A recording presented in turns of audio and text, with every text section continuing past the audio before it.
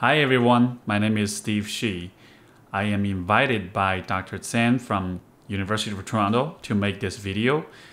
This video is for the U of T Summer Abroad program, and I'm here to share with you some of my experiences in my life path and my professional path as a psychotherapist in China.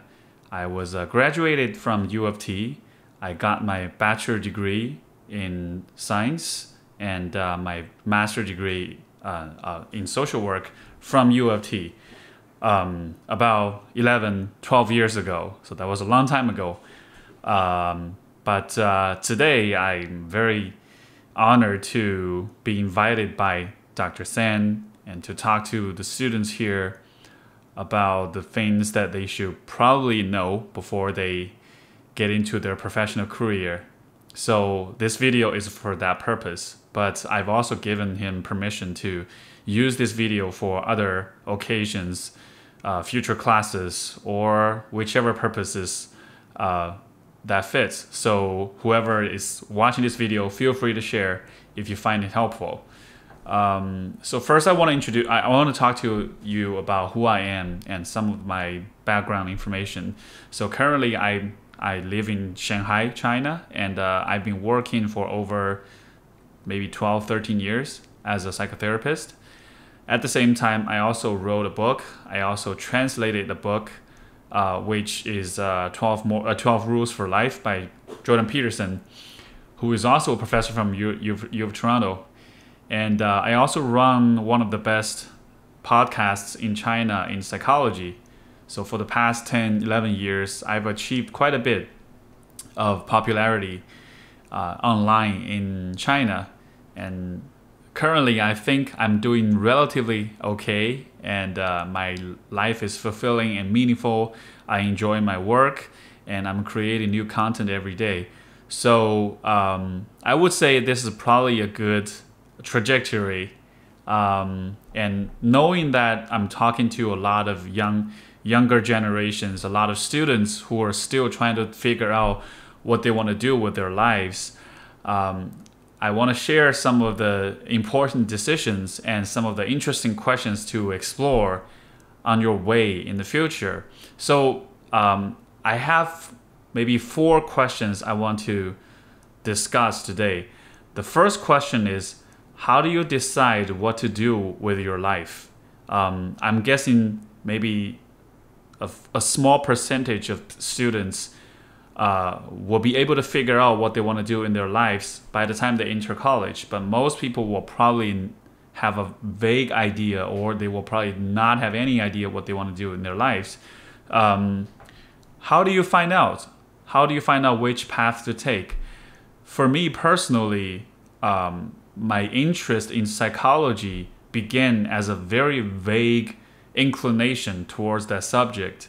My story was basically because I went to U of T as a visa student. So when I got into college, my English sucked, and I couldn't understand most of the things talked about in class or in the textbooks.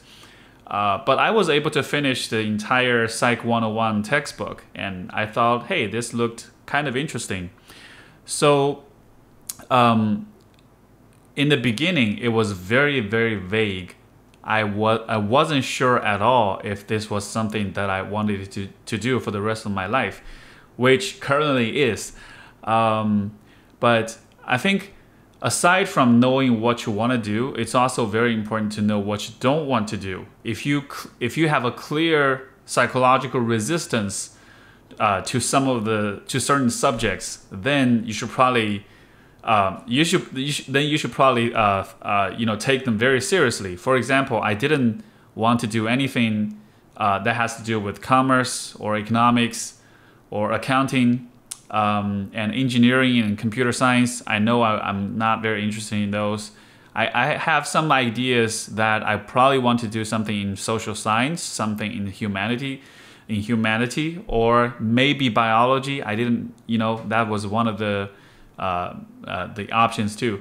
So I started off with a very vague idea, and I think that's what happens with most people.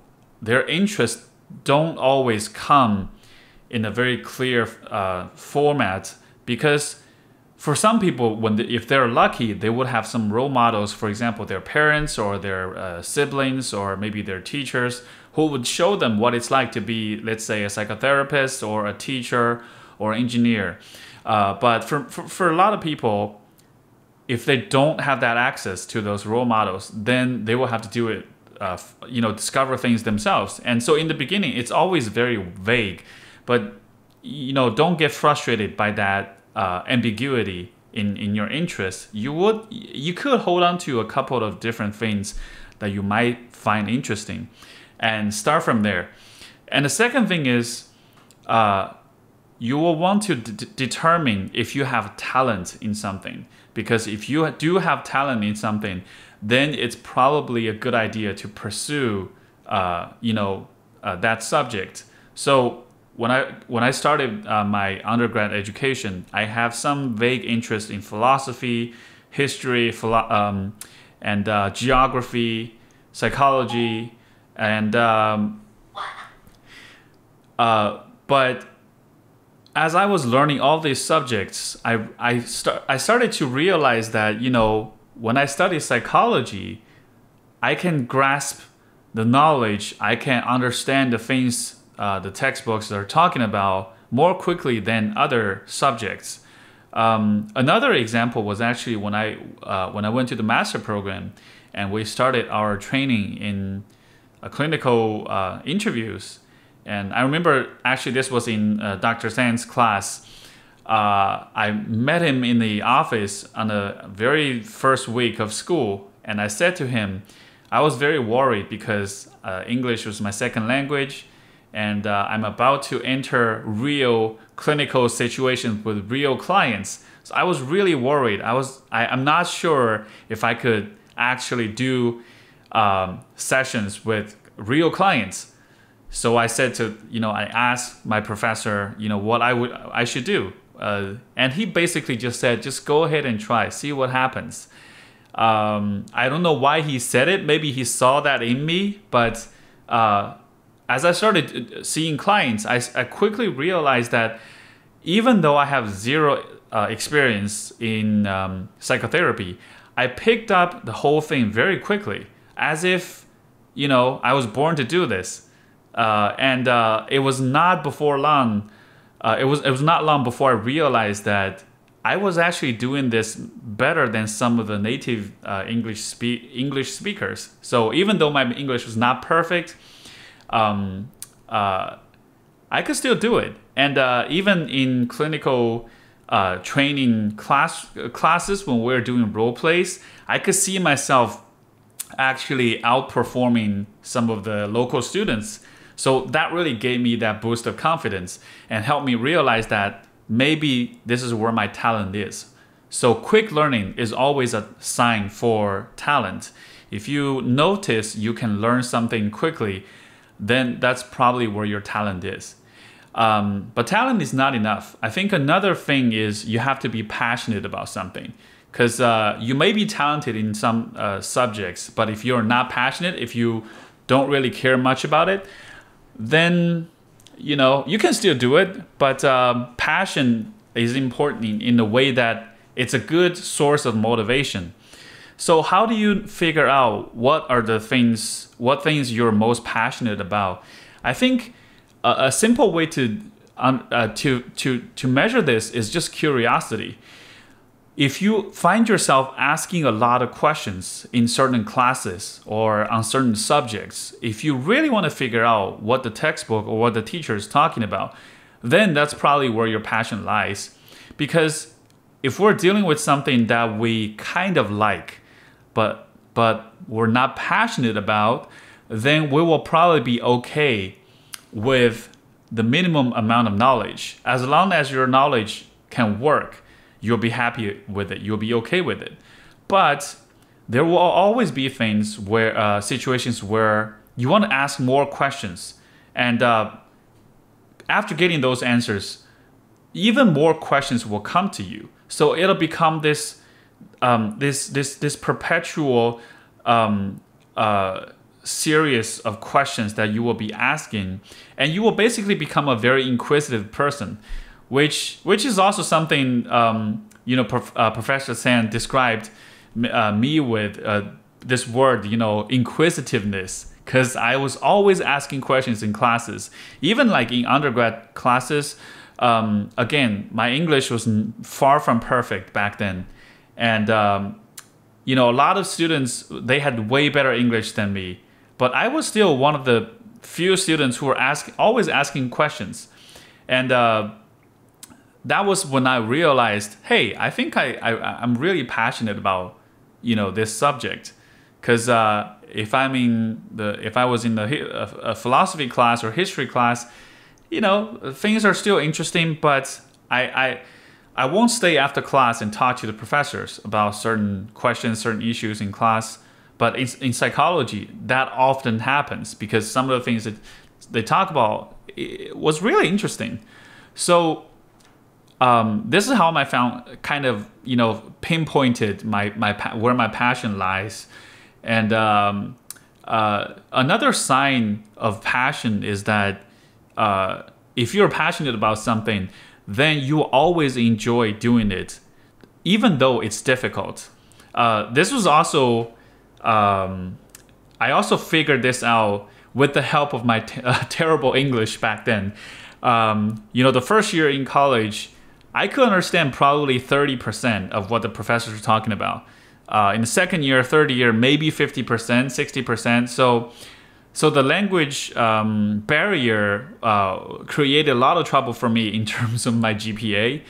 But at the same time, it really helped me determine how much I liked psychology. Because even though I was having trouble with my grades, especially writing papers, I still wanted to learn. I still wanted to read.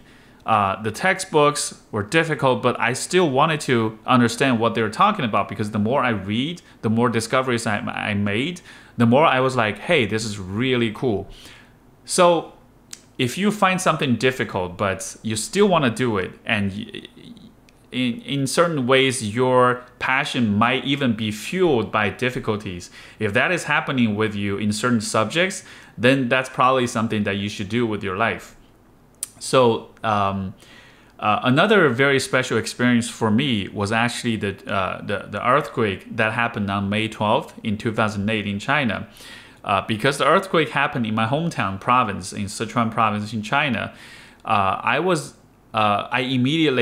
still back in Canada back then, but after learning about the earthquake, I immediately signed up for a crisis relief team as a volunteer, and we went to the earthquake areas, and I did maybe 2-3 months of voluntary work there, and that was a very precious learning experience for me in many ways. But one of the things I learned from that experience was just how little help people had, especially psychological help.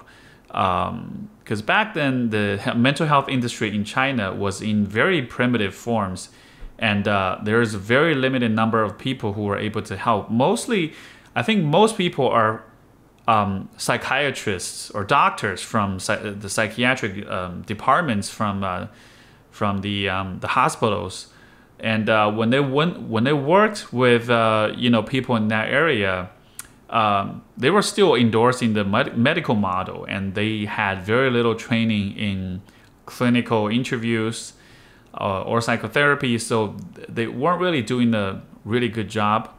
And also, just by interacting with local people there, you get to learn about their experiences, about the hardships that they went through, their losses, their griefs. So it's like that experience provided a very strong emotional connection in me with the people in China, especially with regard to their mental health. And I think that experience was very life-defining for me. So after that, I was connected with Dr. Tsang throughout the earthquake relief effort, and we worked together really nicely. And after that, I just applied for the faculty of social work in U of T, and I got my master's degree in social work, became a social worker, and then I came back to China. So then that's another story. But the point I'm trying to make here is If you want to figure out what you want to do with your lives, you want to find where your passion and where your talent is, and also you want to go out into the world and try to do the things you are learning, try to apply the things you're learning to real life and see how that feels.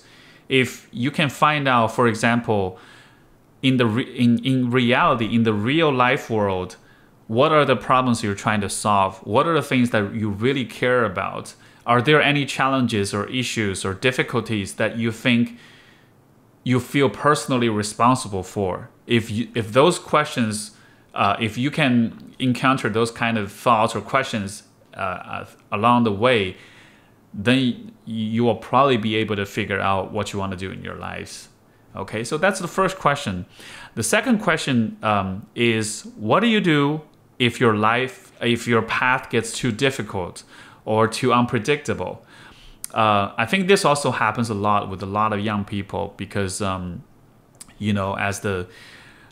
social media is booming, we're always, seeing other successful people, how glamorous their lives are and how successful they are. People talking about their passion, their enthusiasm for what they do every day. So that creates a lot of anxiety for people. That creates a lot of pressure for people because everybody is thinking, okay, I gotta figure out what I want to do fast and I gotta be successful fast. So if things are getting difficult, then it probably means it's not the right path. It's not the right way.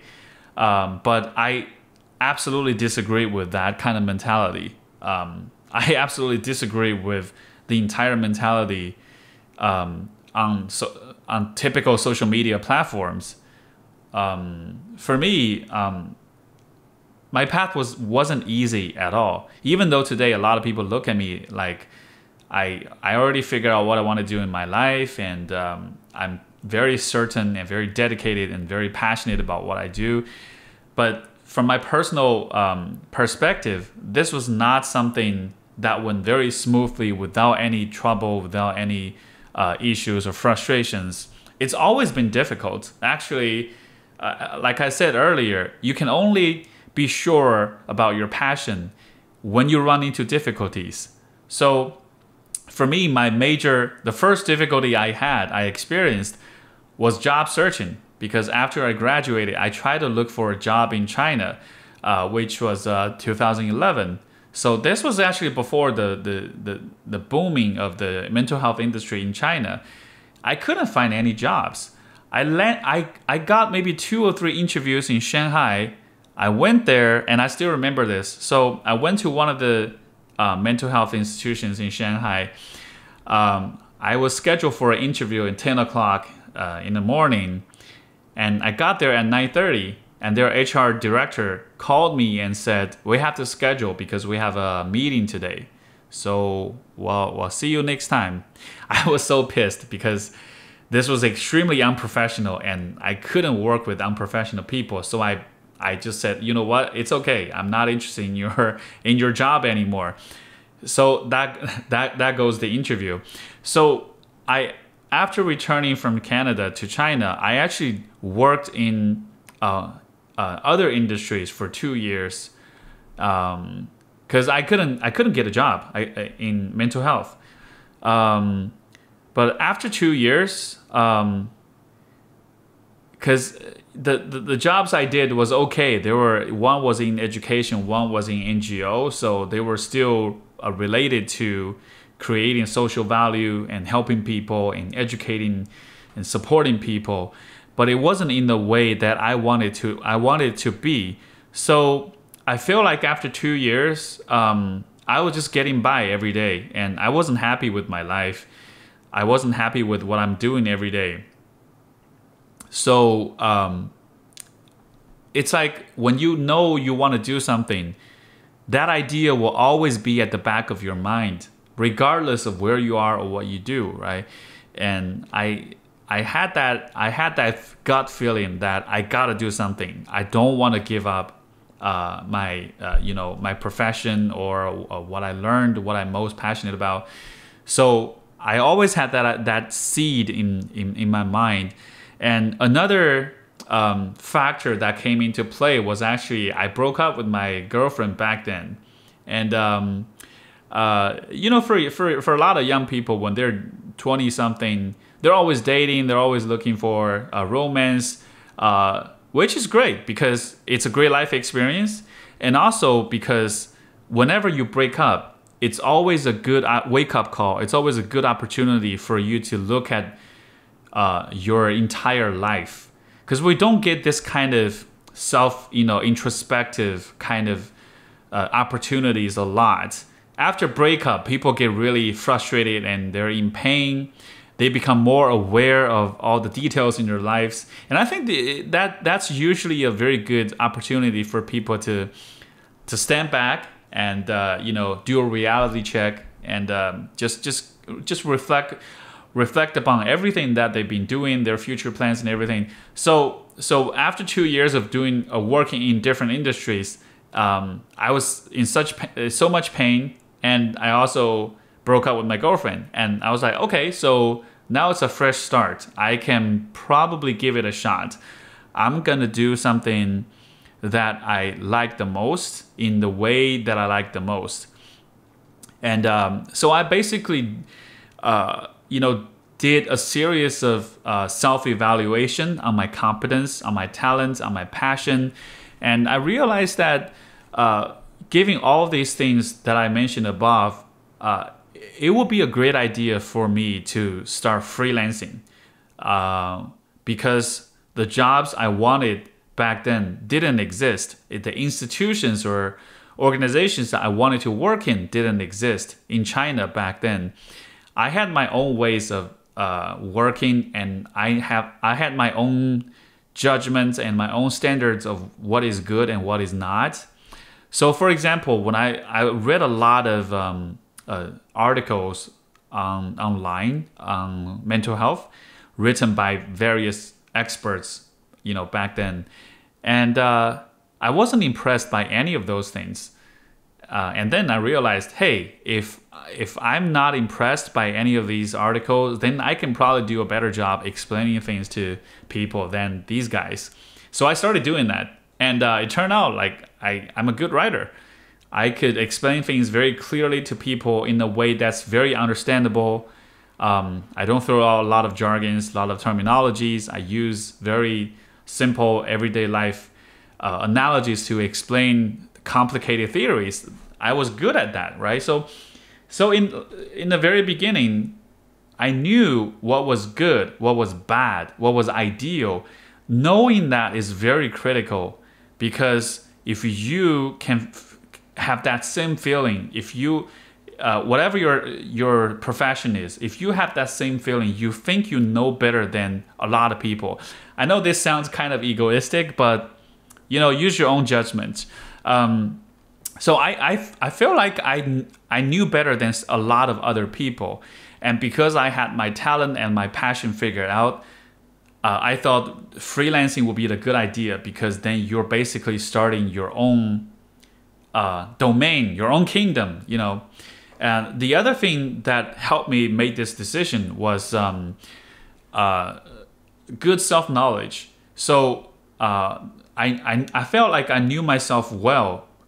For example, I know I'm a well-rounded person, so I'm not a nerd. I can talk to people. I have good interpersonal skills, but I'm not somebody who's a typical salesperson who only knows interpersonal skills. I can also research. I can also write.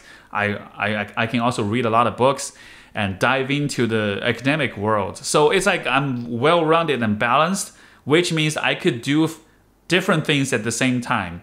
So, and also I'm very self-driven, inquisitive, and also I don't mind adventures. I knew this from my life experience, because I went to Canada by myself, lived there for 7 years.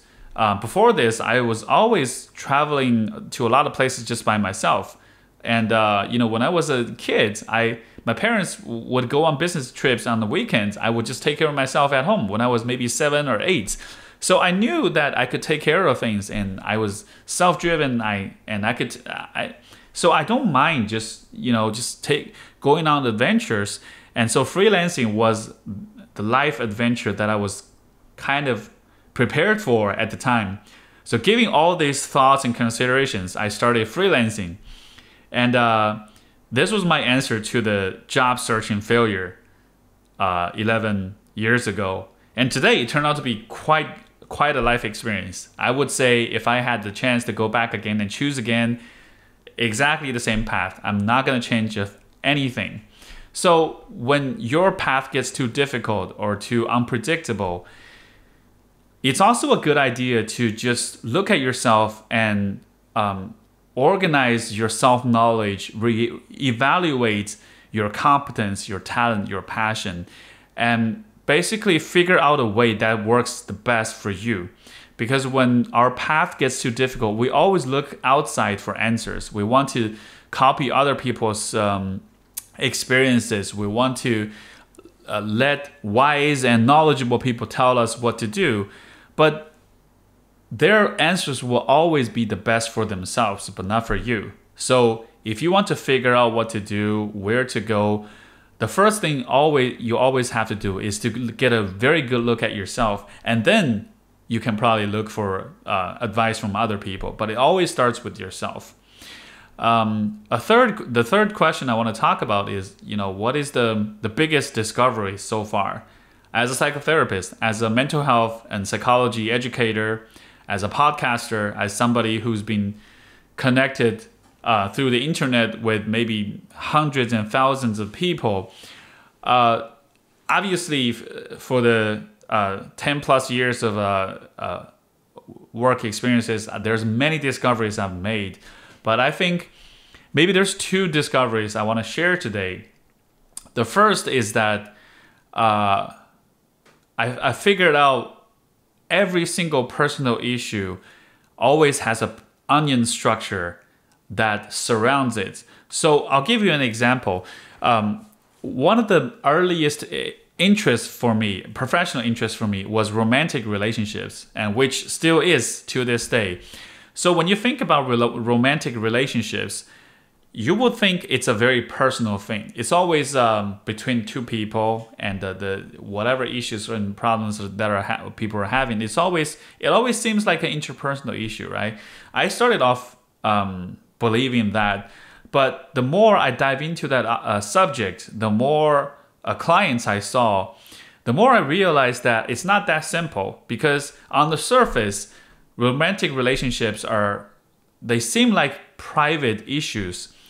But if you have seen enough cases, you will realize that, for example, what people do in their relationships are often related to their families, especially their parents, their family relationships, and the way they were educated, the way they were brought up, and the way their parents taught them, or the way their parents maintained their own marriage, was then related to the earlier generations. So if you would be able to have this intergenerational perspective on romantic relationships, then you will realize on the surface, it's just a dating thing. But there's also history. There's also sociology. There's also even political factors that are at play in the relationship. I still remember writing this article, this essay, back in undergrad, where I did a self-analysis on my upbringing. And, after much thought, after a lot of writing, I realized that my personal issues or my relationship issues has a lot to do with the modern Chinese history, the Cultural Revolution, and those all those trauma, all those historical events that happened in 1960s and 70s. So the same pattern emerged when I work with a lot of clients here in China, because usually they will come to me because they're breaking up with their boyfriends or girlfriends or their wives and husbands, and I would talk to them about what happened, and then that leads to a conversation about what their upbringing was like, how their parents were treating them and what their parents' life stories were like. You know, because if you want to help people, you have to get a deep understanding of their full life stories, and usually that involves diving into the details of a lot of things around them, right? So after just learning about those stories, I could see more and more clearly that the person is like the center of the onion in the center, and then you have the family and the community and the society and law and history, policy and politics. So it's like an onion structure. So after having this, gaining this perspective. Oh, sorry. That was my Siri that was accidentally turned on. So after gaining this perspective, it really helped me get a much deeper understanding on everything we're seeing today. So whenever I see, for example, two people fighting or people going through a breakup or divorce, I never rush to decisions whether somebody is in China we have this saying somebody is 渣男 or like a garbage guy. So that's basically the term we use for men who are not loyal in relationships.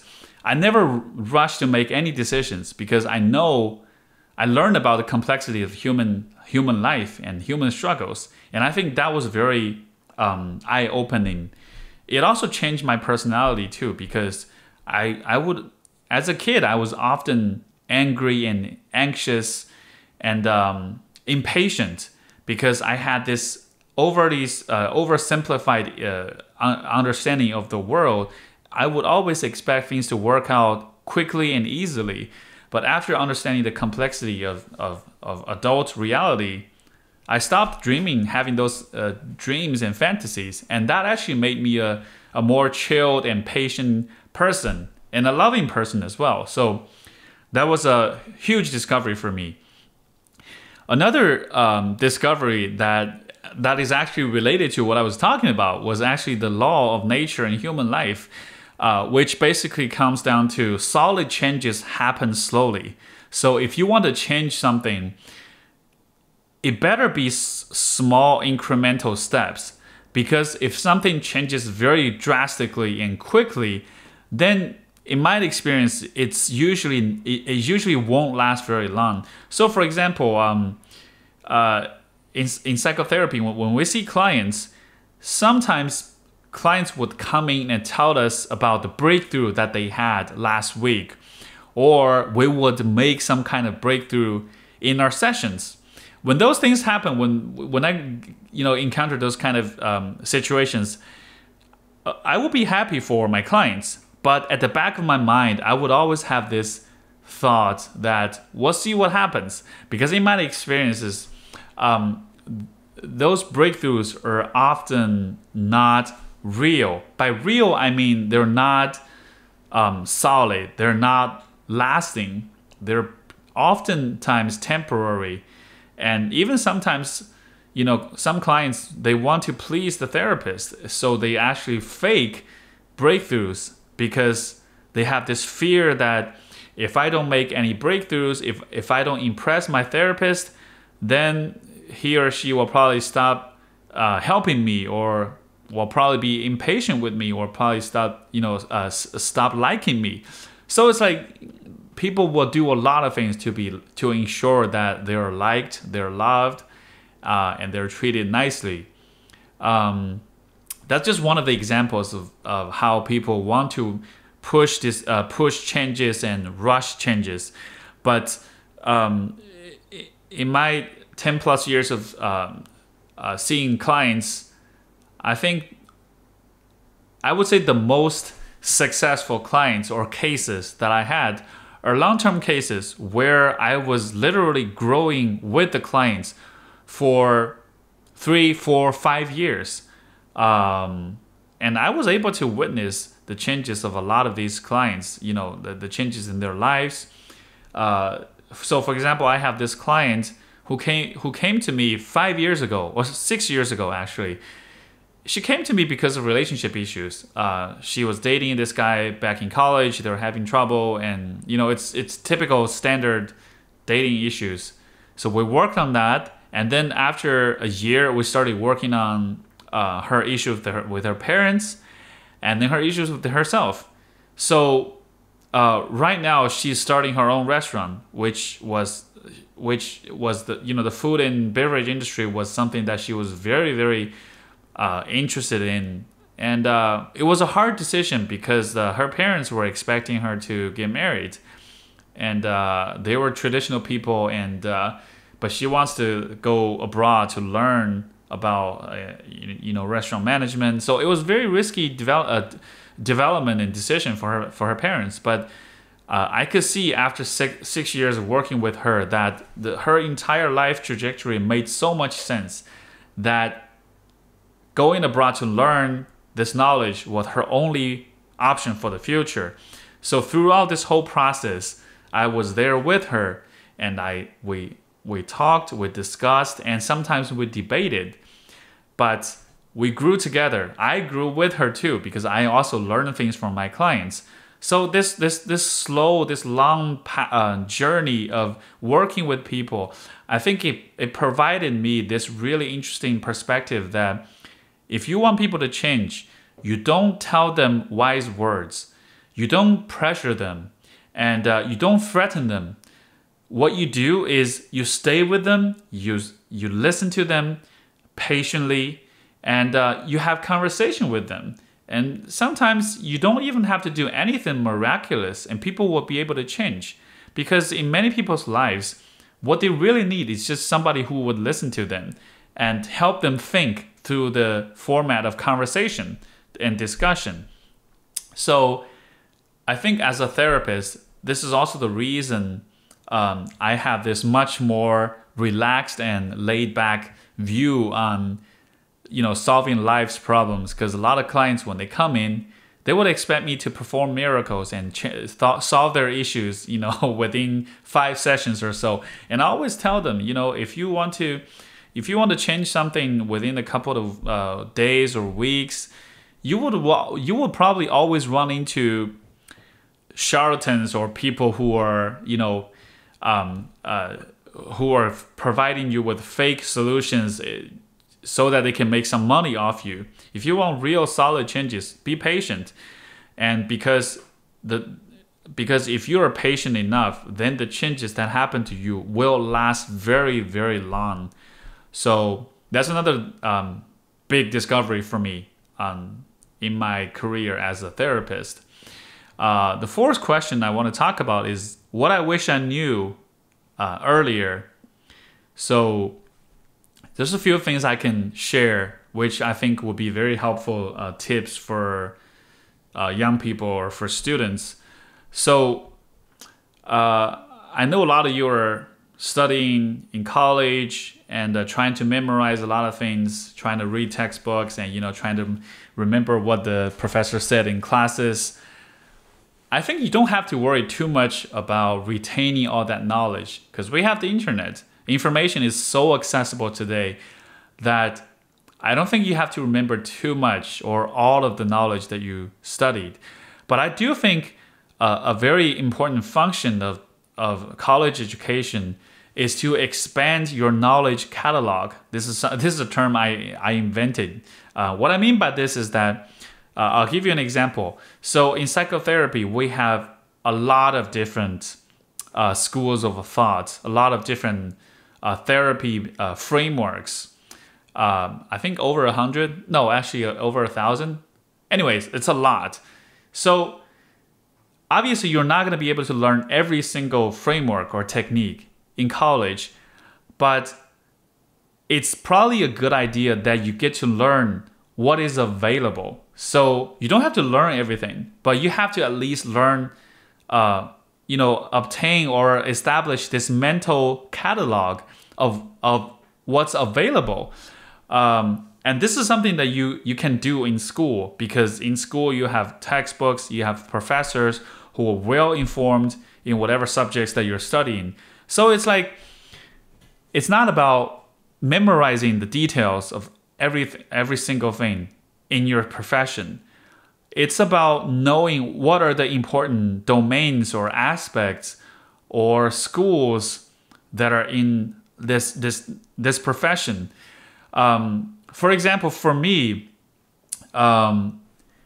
there's this therapy framework called emotionally focused therapy, or EFT, and I really regretted not learning about it back in college, because after 10-15 years, I found out about it, and I took a lot of seminars and workshops in EFT, and then I realized, hey, the founder of EFT, Leslie Greenberg, he was a professor in York University, which was really close to U of T, which meant I could have, if I found out about EFT back in college, I could have made a visit to him and talked to him, and get firsthand knowledge from him about how to master EFT. And EFT is very effective in treating couple therapy around the world. It's a very, very effective framework. So I wish I knew back then that there was something like EFT that existed. So learning about the existence of certain things, I think that's what I meant by expanding your knowledge catalog. This is something you definitely have to do when you're in college, because you have the time and you have the the interest to just browse around what's available. Like when you start working, you only look for information that's directly related to your work or to the issues you're trying to solve. But in college, you're in this student mentality. You're browsing through everything and you're just checking out what is available. And that's usually when you make discoveries about what's out there. So I think that's a very important thing to do when you're still in school. The second thing I wish I knew earlier was that you should try your best to identify great teachers and make the best of your time with them. One example is actually Jordan Peterson, who a lot of you will probably know about. He's a professor at U of T who specialized in personality psychology, Jungian psychology, and organizational behaviors. He wrote a book, 12 Rules for Life. His second book, 12 More Rules for Life. I was the Chinese translator for the first book, and the second book I'm also translating, which hopefully is coming out by the end of this year. So back then, before he got really famous on YouTube for his debates with a lot of people online, I could already see that he was a very special person. He was so different from the rest of the professors because he was kind of odd, and he had huge beard. But the way he thinks, the way he talks, was very charming, and he was a very deep thinker, and I was so impressed with him, even back then. I could see that he will probably become somebody in the future, but I didn't expect him to be this big today. But anyway, so I could see that he was a very special person. So I actually talked to him a lot after class and also during his office hours, and it was a very wonderful experience. Even though he probably doesn't remember it anymore. But what I did was back in college, even in my undergrad years, it was very easy for me to see which professors are different, which professors are very cool or very knowledgeable to talk to. So I talked to them a lot, and for some professors like Peterson or some other professors in U of T, I followed them. I followed their courses, even though the courses they're teaching are probably not something that I'm most interested in. I would pick their courses for the sake of just being their students, and I think that's very important because in my experience growing up, I didn't have a lot of good role models, but I think these great teachers, aside from giving me the knowledge that they have, they also serve that role of being the ideal role model, an intellectual role model. My master's degree supervisor, Dr. Tsang, was also another great role model for me in So even to this day, I still consider him one of the people that influenced me the most in my life, because he provided me this image that you could be this wise and knowledgeable intellectual, you could be this academician, but who's also passionate about life, who has deep concern and passion and love about the well-being of people around you. So having those role models around you, I think is very important for you to establish your own passion and your own vision for the future. So figure out the best teachers around you, and try your best to make friends with them. Another thing I wish I knew earlier was follow curiosity but not comfort. What I mean by this is, a good example would be the decision of coming back to China, actually. So I decided to come back to China in 2011.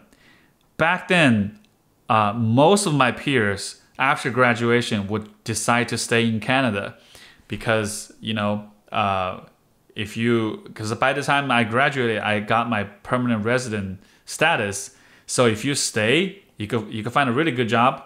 With my master's degree in social work, you can find a really decent job, and you could afford a house and a car right away. Life there was good, and a lot of my peers, they got married and they started a family, so it was very easy for them. And by comparison, coming back to China was like a huge risk to take because nobody knows what's going to happen, in China. It was, in many ways, it was a very chaotic situation. It was still a lot of things still going under development, and so it that was the ethos, that was the atmosphere back then. When people are forced to choose, most people picked Canada because it was very comfortable. But for me, maybe this was my temperament. I always had this. This idea that I always want to go to places that makes me curious but not comfortable. I don't mind being comfortable, but it's boring for me. I always knew that I want to go to places that fascinates me. And for me, China was a very, very fascinating place. Not only because I was born there, I came from there, but also because the issues that we talk about academically, if you apply those perspectives to the reality of the Chinese society, then you have a totally different situation. So, for example, I was very interested in marriage and love and marriage, and so I took many courses in that subject in U of T. But when I went home every summer and looked at the dating market, the wedding and marriage market in China, it's a completely different world. There's some Western influence. There's some things that kind of look the same, like, getting proposal with a diamond ring or a wedding in white dress. On the surface, it looked very similar to the West. But if you talk to people, if you learn about the details of how people dealt with different issues in love and marriage, you will realize, hey, this is really, really interesting because, for example, there's all these 相亲角, or let's see how I can explain this to non-Chinese. So basically, you would if you go to, say, Beijing or Shanghai or big cities in China, if you go to certain public parks on the weekends, you will run into middle-aged parents who are in the parks and basically holding up a poster for their single children, and they're trying to just matchmake their kids with other parents. So, this is still happening in China. If you go to Renmin Park in Shanghai or Ritan Park in Beijing, you will see parents. What they do is they would hold up an umbrella, open up an umbrella, put it on the floor, and just stick this this piece of paper onto the surface with their kids' name and pictures and their education background and their income there. And then it's kind of like a job market, right? That people just walk around, talk to each other, parents talking to each other, trying to kind of bargain and get the best match they can get for their kids. So this is something that never happens in Canada or the US, right? But it happens in China. So I was so fascinated by things that are happening, things like this. As an intellectual, as a professional, as a clinician, when you see this kind of phenomenon, how can you not be fascinated? So this was the main reason that I said goodbye to the comfort of the Canadian comfort. I knew I gave up a lot of things. I gave up a very good income. I gave up a very stable career, and today I can barely afford a house in Shanghai, but that's okay because the curiosity stimulated a lot of the later development in my professional life. And I thought this was very, very worth it. The last thing I wish I knew earlier was that if something other people do impresses you, then you should probably start doing it too. And my example will be podcasting. So as some of you probably know, there's this one of the most popular podcasts in the English-speaking world is Joe Rogan, the Joe Rogan Experience. And I started listening to his podcast first because I was watching UFC. I was very interested in mixed martial arts. So Joe Rogan was the commentator for UFC matches. So later I learned that he has a podcast. So I started listening to his podcast, and I realized, hey, he wasn't just a fight commentator. He was interviewing people from all walks of life on his podcast. Fighters, athletes, artists, professionals, professors, just all kinds of people. And I thought that was so interesting. So after listening to his podcast for maybe about 6 months, 7 months, I was like, hey, I really wanted to do something like this too. So I started my own podcast, and I basically said to myself, I'm going to become the Chinese version of Joe Rogan Experience. I mean, I don't know if I can be as popular as him, but I wanted to do my best and just mimic what he does, because I also like talking to people. I also like very inspiring and deep conversations about topics that we don't usually talk about in our daily lives. So I started doing that in 2015, and after 5.5 years, right now my podcast is probably one of the best in the best podcast in the on the subject of psychology and general mental health. And I built a huge fan base.